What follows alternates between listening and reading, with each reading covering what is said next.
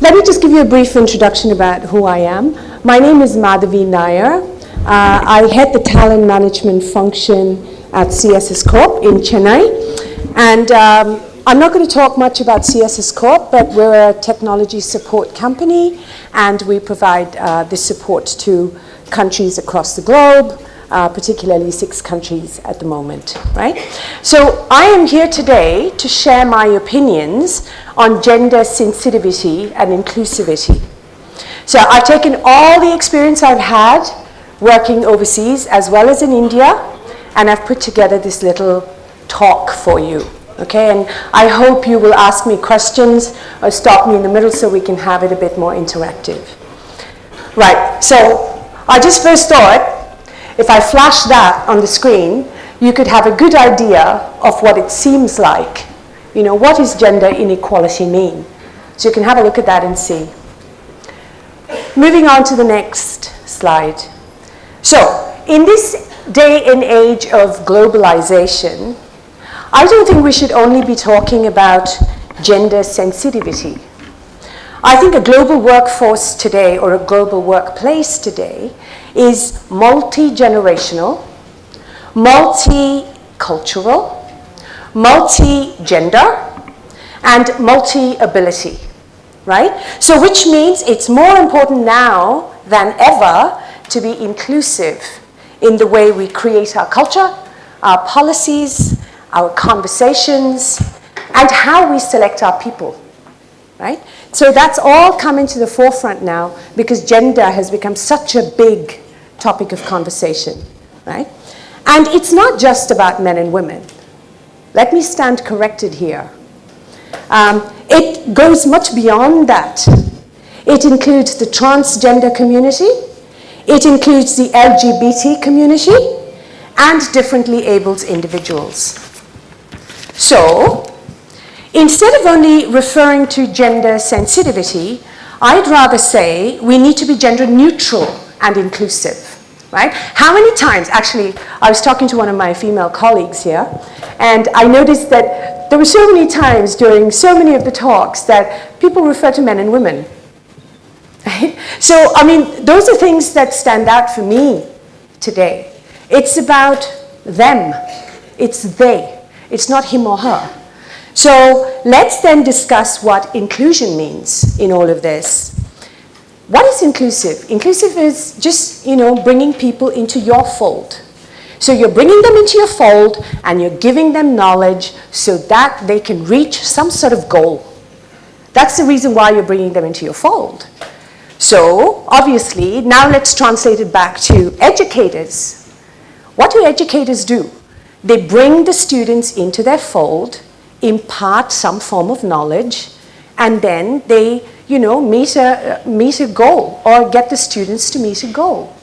So that is what inclusivity is. Which then brings me to how sensitivity and inclusion should penetrate the workplace as well. So I'm going to talk to you about 2 things. I'm going to talk to you about what happens at the workplace and what are still some of the biases that maybe your students might face today, because this is evolving. We're not there yet. And we're evolving globally in this arena. And, we're going to talk about how educators play such a crucial role as coaches in assisting people to understand what sensitivity and inclusion is and making your students aware of that, right? So, first let me talk about how there is still bias in the workplace. So I'll just go to my next slide. These are just some stereotypes of the types of biases that one faces in the workplace. And I'll just, just cite some examples because I think these are things that we face when we come for recruitment. It starts right in our homes, right? It's how we're brought up. What are the values? What are the things that we're taught at home?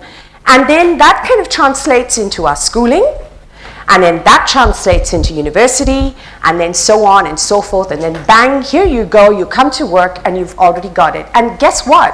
I think all of us had the habit of stereotyping. So do I. We're all guilty of that. We just need to recognize when we're doing it. I think one of the speakers mentioned something about, it's not so much about English. It's about understanding what you're saying, the communication. You have to understand and make the other person understand what you're saying, that's all. You can do that with your hands and feet, or you can do that with words, right? So, at school, it's more important now than ever to do away with something that I've noticed. Girls will sit in one space and boys in the other. Why? I think we need to be helping students to commingle, because guess what?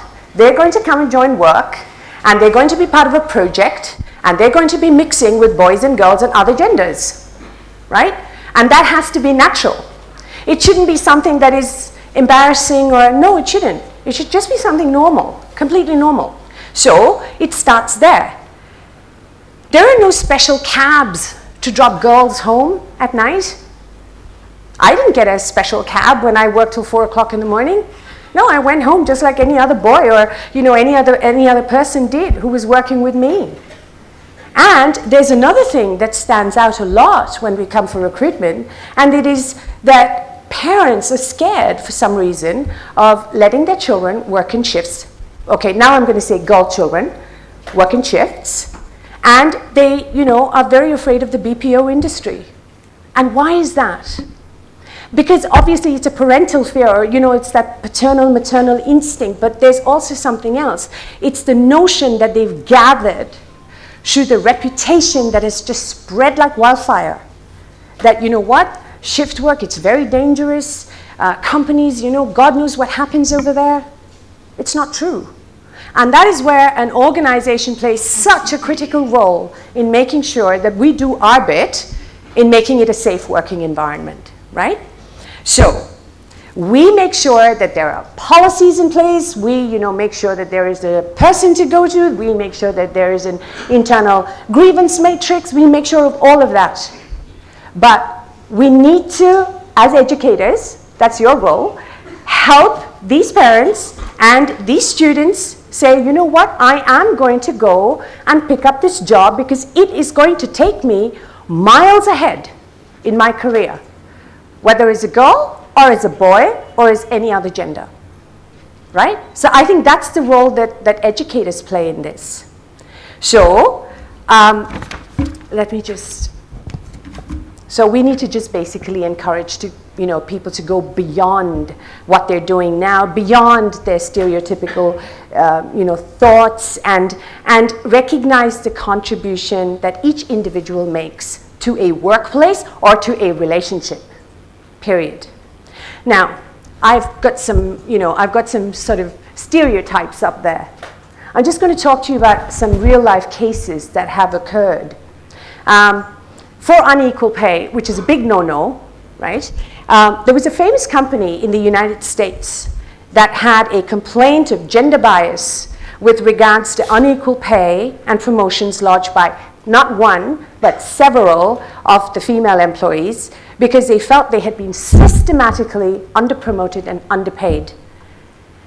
This ruling that happened in favor of these women basically upended decades of employment discrimination, right? I'm not going to name the company, but it's a huge case. And what has then happened is workplaces went into high gear. They were like, oh my God, we can't do this anymore.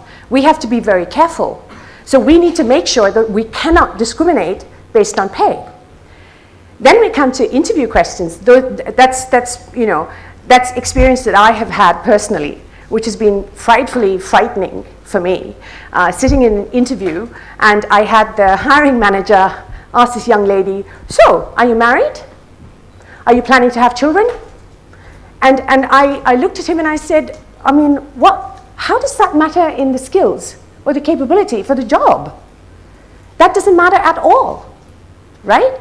So we have to be really careful. So there's one other thing I can tell the educators here. There have been so many CVs that have come across my desk, and I've always said, why is there a photograph of this girl on the CV?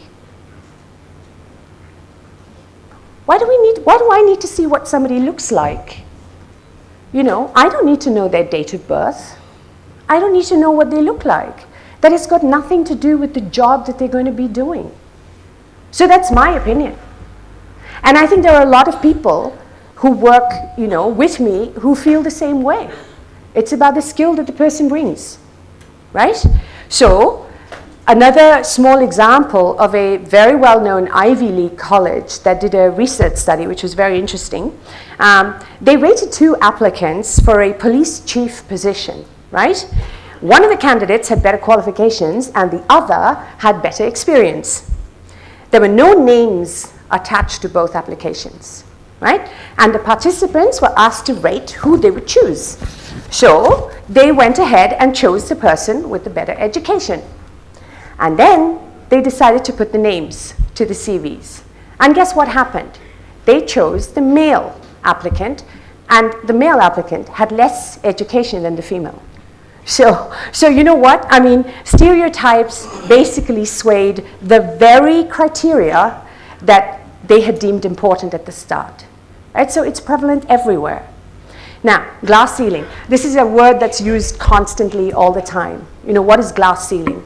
It's just, the question is, can a man and woman or any gender achieve, the highest position in the company and have no discrimination? So can they both rise equally, right? So if they can, then remove it. There is no glass ceiling. It's imaginary, right? It's just put there by people, right? Or society or whatever it is. So it's our job to remove it. It's our job as educators to tell students, you can do it. You can become the CEO of a company. Recently, I was reading up on, the 2015, the most powerful women in the world. There you go. So, we have a job. Myself as an HR person, I have a job in making sure that there is no glass ceiling. You have a job. Government has a job to ensure that, the way we advertise it, everything has to be positive. It all has to be positive, right? Positional bias. So this is interesting. I'm going to talk about I'm not talking about the IT industry at all now. I'm going to talk about the most iconic industry in India, and that is the armed forces. Look at our armed forces. They do not have female soldiers. So my husband is ex-army. So I asked him, I said, do you think I can't do the same job?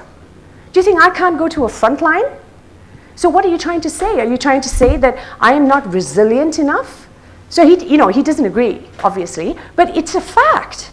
But on the other hand, look at the Indian Air Force. The Indian Air Force is going to introduce the first fighter pilots in 2016. Let's give that a big round of applause.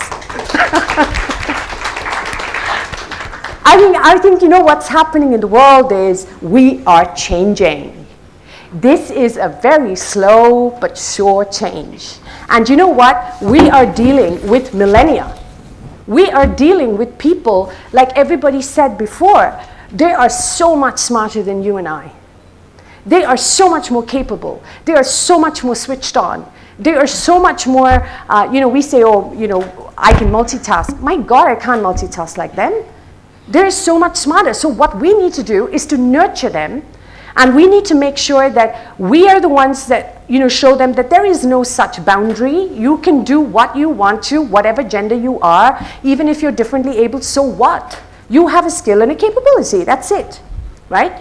Outdated views, I'm not going to go into too much detail. There's so many outdated views on this topic. And then I will talk about sexual harassment, because that is something that's pretty big in the workplaces now, and we've got policies and we've got cases coming out of various places. I know of a sexual harassment case where the complainant, the girl, she lodged the case, and the boy, nothing happened because he was a critical resource. How can he be a critical resource? Do you know what I mean? That in that very token, in that very sentence, what we did was we said, it's okay. So what did she do? She left the company and she ruined its reputation. And word of mouth today, through your Gen Y, Gen X, Gen Y, it's not just word of mouth. It's immediately on Twitter. It's immediately on Facebook. It's over. It's all, like we say, it's all over. Once you make that small mistake, right? So I think as educators, we have a great role to play in this. A couple of the things that I personally have experienced, and I think I wanted to share this is, when you have a girl who comes up and says, I didn't know how to say no. And I've heard this many times. Somebody asked me for my number, but I didn't know how to say no.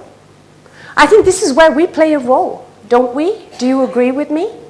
That girls, girls, boys, it's not just girls, it's girls, boys, whatever gender, you have to be careful. You have to teach them what is the boundary, right? We have to be able to teach them that it's okay to say no, right? To not fear repercussion because they're reporting something. And that has to come from, sorry to say this, it has to come from home and then it goes to school. Like I said, it's this cycle. And that has to break somewhere. And the only way it can break is through people that impart this knowledge. Because I can tell you that when I was at school, I used to love some of my teachers. Because for me, they embodied everything that I would have ever wanted to be, right? And if they told me, you know what, you say no, and I'll tell you why you say no, I would have listened. So the same way, you have massive influence. I think so, right? And also, students should know their rights as a human being to start off with, human rights, and then rights in a workplace. Now, how do you know your rights in a workplace? Because I'm sure in your universities or your educational institutions, you must be having a charter too of what is appropriate, what is not appropriate behavior. You must be having internal mechanisms too, right? Am I right? Am I right? So if they know that already, then they shouldn't fear the same thing in a workplace. It should be an easier transition for them, right? So I would say that educators play a massive role in assisting students to make that transition across into a professional working environment. And it has a lot to do with gender as well. It has a lot to do with sensitivity. They've got to remember that you may come into the workplace, but your colleague may be somebody working in Australia, okay? And they have a different culture, and they have a different way of working. But if they get used to, if they are taught how to be global citizens, there will not be an issue. Because I'll tell you something, these people learn from the internet. They learn things very quickly, like someone said before. Before you tell them something, they've already looked it up. So you just need to guide. I think it's just like a shepherd that's guiding the sheep, and is a coach. It's a person that they can. It's no longer a teacher. It's more about, can I bounce this idea off of you? How do you think you'd do it, right? So I think if you take it like that, you would be preparing young people for becoming entrepreneurial.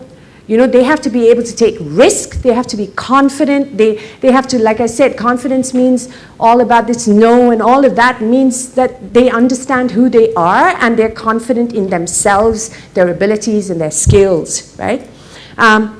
They need to, I think, as far as tertiary education providers go, I think it's very important to impart communication skills as well. How to communicate, how to articulate, how to make somebody else understand what you're trying to say. I may be standing here and talking, and you may think I'm talking rubbish. But am I coming across to you? Do you understand what I'm saying? Yeah? So I think there's a big difference, right? And we know that there are some amazing educationalists who, like I said, I've had teachers who have had the ability to show the pathway or to show the light, or who have that in them to guide people the right way, and that's great. Kudos to them. I think more than that, as educators, we need to ask ourselves some questions. And I think it's not just educators, even as an HR person, I ask myself questions all the time, and they're similar. Ask yourself, do we actually actively sensitize our students on what's considered okay and what is not okay? What is okay to say and what is not okay to say? Do we actively create forums for them to express their views, right? Do you allow them to question you? You said something, say, what do you mean? Tell me more. Do we do that? Enough. Yeah? Do we have guidelines in place, such as rights and responsibilities of students on campus? You said yes. So then, do we enforce it? Do we actually make them, realize? Have we had cases where, students have misbehaved and you've said, no, this is not the way to go, right? And make examples, right? Do we create opportunities for a level playing field at school? Boys and girls, all genders, all equal.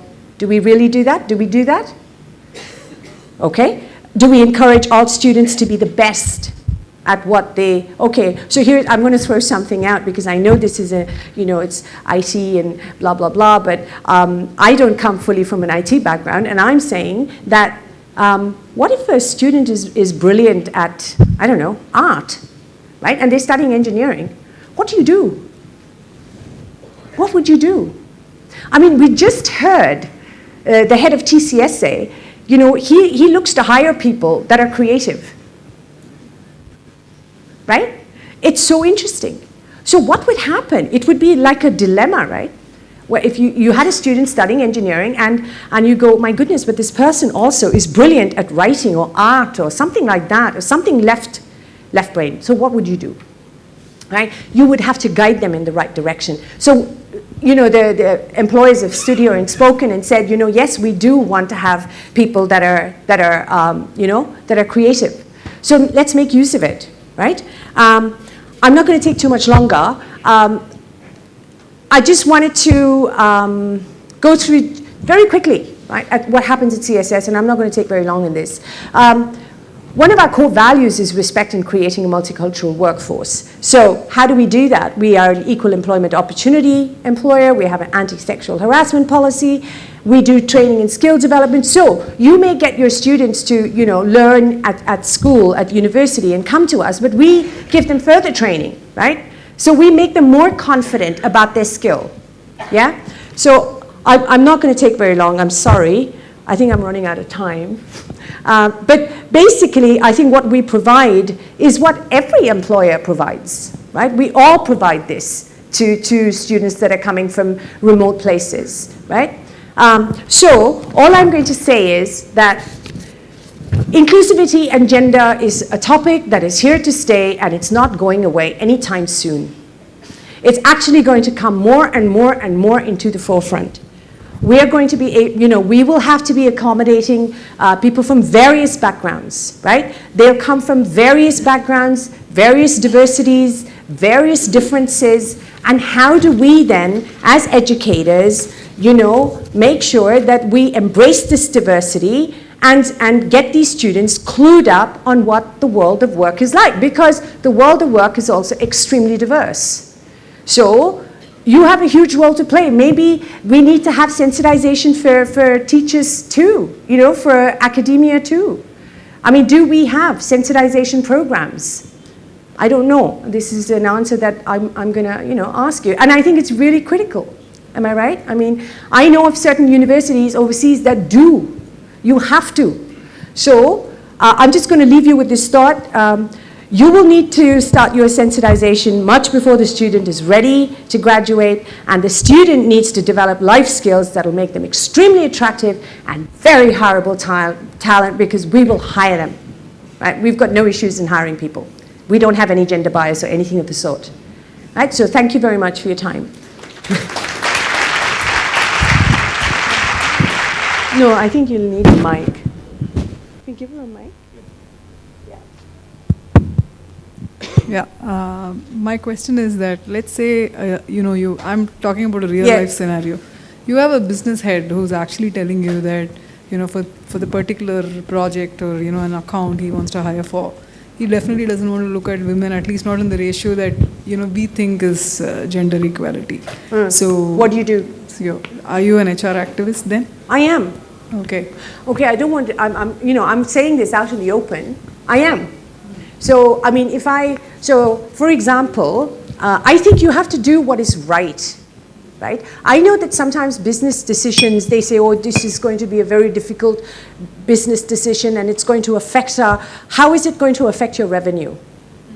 Please tell me, if you can tell me that hiring a girl is going to affect your revenue and bring your profit down and your client's going to be very upset, and then I'll accept it. But I wouldn't accept it for any other reason. Do you know, I mean, we have had cases like this, and you know, you stand up and you say no. You say no, and then it goes further up the chain to the CHRO.